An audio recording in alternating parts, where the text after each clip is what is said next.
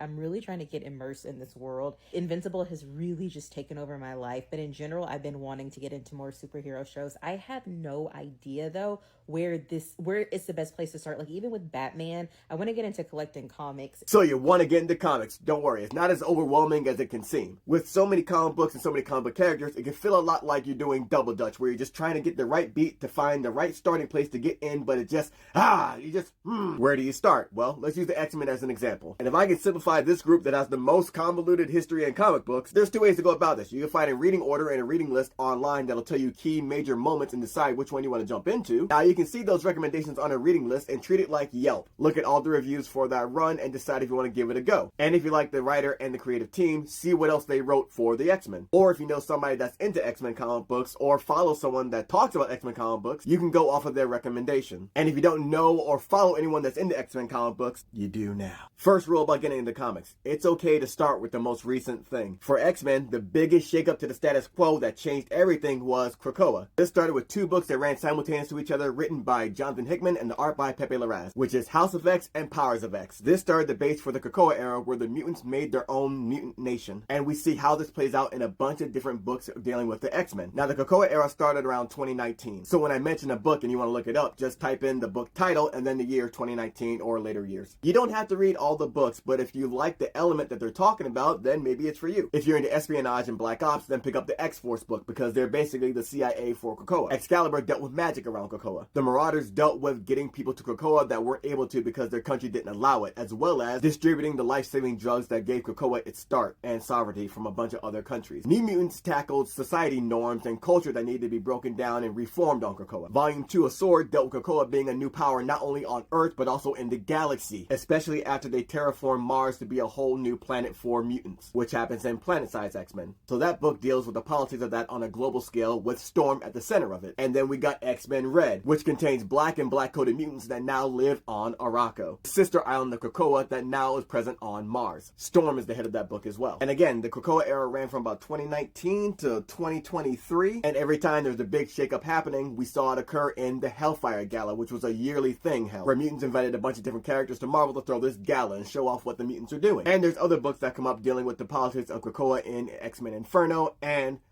Immortal X-Men. To get a good sense of this new age on Krakoa, I recommend reading the main X-Men title, Marauders, Volume 2 of Sword, Immortal X-Men, and X-Men Red, because we've been wanting black and black-coded mutants for a long-ass time, and Al Ewing and Stefano Casilli delivered. And a book that should be mentioned is Sabretooth and the Exiles, because that dealt with imprisonment on Krakoa and how that was handled/mishandled. Now, with all the information I just gave you, it can feel like a lot, but it's really just like an old-school Goosebumps Choose Your Own Adventure. House of X, Powers of X, and X-Men are the main titles. All the other titles I mentioned branch off to different elements of Krakoa at the center. You don't have to go through everything, and you gotta be okay with knowing that you won't know everything. Now, someone like me, I can never be okay with that. But think of this like a 3-tier cake. We're starting at the top, we're cutting through the icing, and if you want to go a little deeper, then we're getting to the middle. And to me, this middle tier is the 2000s runs of the X-Men. We got the Grant Morrison run, which introduced the second mutation, as well as the tragedy of Genosha, along with the Astonishing X-Men run that added more lore to these guys defending a world that fear and hates them. In this run, Cyclops was handling the optics like, yo, the world's gonna see us as heroes. He was basically giving an overhaul to their image. And then there's Uncanny X-Men. In 2009, they went through a Utopia era. Think of this like pre-Krakoa. And when that didn't work out, we then see Scott becoming way more militant in the following years of Uncanny X-Men. I believe this is pre-all-new X-Men era, around 2012. Now, if the middle tier built upon the foundation, when you make a deeper incision and get down to that bottom tier, this is the foundation of the X-Men. This is the Chris Claremont run of X-Men that ran from 1975 to 1991. This run revitalized X-Men and gave us the X-Men you know today. Not just the famous X-Men, but the X-Men tackling politics. Yes, comics are political. Essentially, Stan Lee made the X-Men a hot line. Chris Claremont made them a hot song.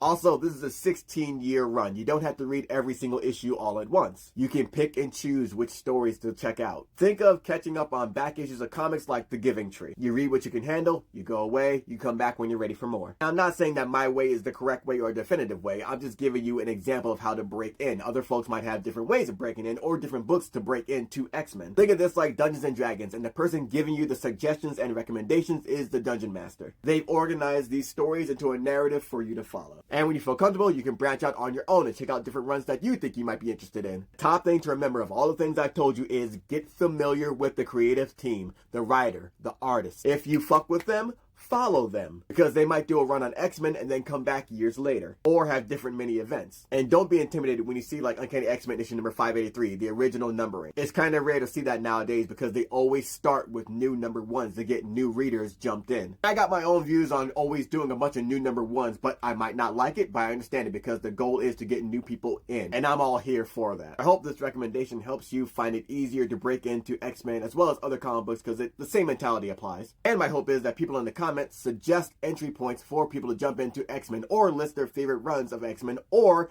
big events folks might want to check out. Again, it might feel hard getting into comic books, but I promise you it isn't, and I promise you it's worth it.